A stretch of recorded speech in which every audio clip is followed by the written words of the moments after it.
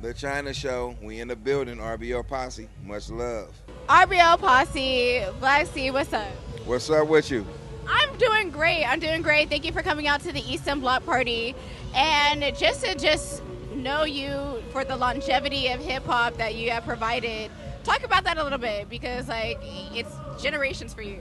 Right. It's our 30-year anniversary. For those that don't know, our first album dropped in 1992, which was a lesson to be learned that had a big hit on there called Don't Give Me No Bammer Weed. So, we 30 years in and we celebrating this year. So we out and about, moving and grooving, performing, And then what would you describe like the Bay Area hip hop compared to like hip hop or all around the world? What makes the Bay like so special and so distinct with like hip hop? Well, what I can say about the Bay Area is, we've been breeded on that mob type sound, that synthesized sound, like what you hear from like E40, people like Sibo, people like Anthony Forte, rapping Forte, people like JT the Bigger Figure. It's that mob funk sound. Unlike LA, it's more like a G-funk, you know what I mean?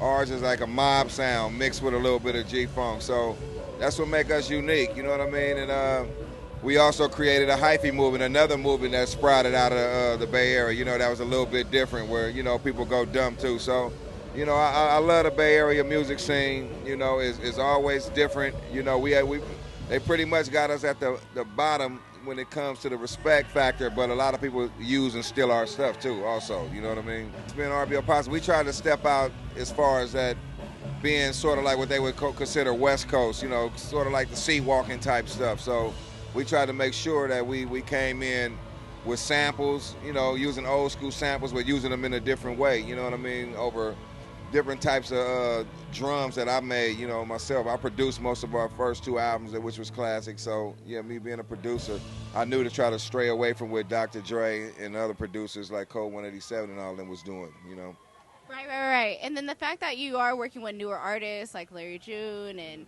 just different people, like, describe that a little bit. Well, Larry June is nephew, so, me and his pops grew up together. And, we've been, together since we was probably like 2 years old. So it was just naturally right for, Larry June actually came on my album in like '06. I was an album I put him out on. He did a song with me. We did a video to it, and he been grinding since then. And now it's good to see him blow up and get me back out there because I was sort of semi-retired. He came and got me for a couple songs. We did organic work and did Meet Me in Frisco, and then we did a song on my album called What's Happening. So check that out, What's Happening. Awesome. And then I know we are literally the last 6 months of this year. Do you have anything, surprises coming out for the fans? Yeah. We got a couple projects. I got a DJ Fresh collaboration album coming out. We got a soundtrack to the book. We got a book dropping later on this year. It's called Black Sea, Part of Survival from the Block to the Booth.